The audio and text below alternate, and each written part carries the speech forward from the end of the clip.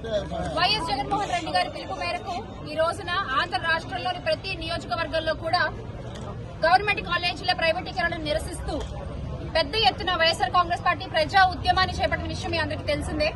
అందులో భాగంగానే ఈ రోజు అద్దంకిలో మన ఇన్ఛార్జ్ చింతలపూడి అశోక్ అన్న కొన్ని కారణాల వల్ల అమెరికా వెళ్లారు కాబట్టి ఈ రోజున నేను అలాగే గౌరవ ఎమ్మెల్సీ గారు మాధవరావు గారు ఈ రోజు ఇక్కడికి ఈ కార్యక్రమంలో పాల్గొనడం జరిగింది. నాకు ఇక్కడ పద్ధతులు చూసిన తర్వాత ఒక మాట చెప్పాలనిపిస్తోంది.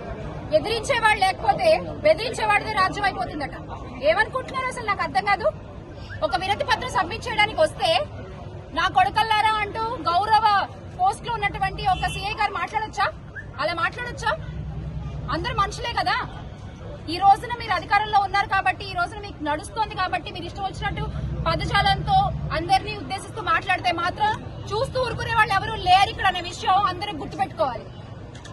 మీ ఇష్టం వచ్చినట్టు బెదిరిస్తారా? కేసులు పెడతా ఉన్నారు, పక్కన గొంతెత్తే కేసులు పెడతా ఉన్నారు. అయినా సరే ఎక్కడ బెదరకుండా వెనకడుగు వేయకుండా జగన్మోహన్ రెడ్డి గారు ఇచ్చిన ధైర్యంతో ప్రతి ఒక్క వైఎస్ఆర్సీపీ కార్యకర్త ఈ రోజు ఎదురొట్టి పోరాడుతున్నారు. అయినా మీకు అంత చులకనగా ఉందా? మేమంటే మనుషులకు అనిపించట్లేదు మా కార్యకర్తలు ఎవరు మీకు? ఈ రోజున చేసే పనులన్నీ కూడా, చేసే ఆలోచనలన్నీ కూడా ఎంత దురాలోచనలు చేస్తున్నారండి మీరు అసలు. గవర్నమెంట్ మెడికల్ కాలేజీలు ఎంతో మంది పేద విద్యార్థులు ఎంబీబీఎస్ కళలను తుంగులు దొక్కేశారు. ఈ రోజు మీరు రాష్ట్ర ఆస్తిని గండి కొట్టే ప్రయత్నం చేస్తున్నారు. మీరు మీ వాళ్ళు కప్పచెప్పుకుంటూ ప్రైవేటీకరణ చేసుకుంటూ ఈ 2 ఏళ్లలో 2500 మెడికల్ సీట్లు కోల్పోయాం మనం ఆంధ్ర రాష్ట్రం. తెలుసా మీకు?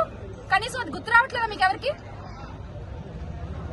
మెడికల్ సీట్లు అలాట్ కాక, మెడికల్ కాలేజీలు అలాట్ కాక పక్క రాష్ట్రాలు అయ్యా బాబు అంటూ అడుక్కుంటుంటే అందరినీ వచ్చిన మెడికల్ కాలేజీలని మాకొద్దు అంటూ మనం వెనక్కిచ్చేస్తున్నాం. వచ్చిన మెడికల్ సీట్లని మాకొద్దు అంటూ వెనక్కిచ్చేస్తున్నాం.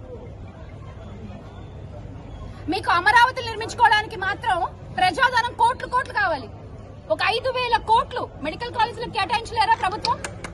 సూటిగా ప్రశ్నిస్తున్నాం ఇక్కడి నుంచి. మొన్నటికి మొన్న కాశీబుగ్గలో చూసాం ఏమైందో. అది ప్రైవేట్ గుడి, మాకు సంబంధం లేదని చేతులు ఎత్తేసిన ప్రభుత్వం రేపొద్దున మెడికల్ కాలేజీలు ప్రైవేటీకరణ చేస్తే ప్రజలకు ఏమైనా జరిగితే ముందుకు నిలబడుతుందని ధైర్యం ఏంటి?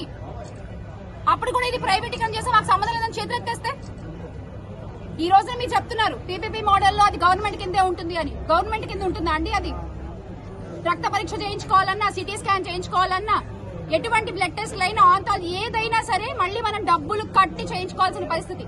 కేవలం అవుట్ పేషెంట్ సర్వీస్ మాత్రమే వాళ్ళు ఫ్రీగా చేస్తారు. చూపించుకుని వెళ్ళిపోయిన తర్వాత మందులు ఎవరిస్తారు? దానికి తగ్గ చికిత్స ఎవరు చేస్తారు? ఎఫోర్డ్ చేయలేని, ఖర్చు పెట్టుకోలేని పేద ప్రజల ఆరోగ్య పరిస్థితి ఏంటి అని ప్రశ్నిస్తున్నాం ఈ రోజున మేము. ఒక్కొక్క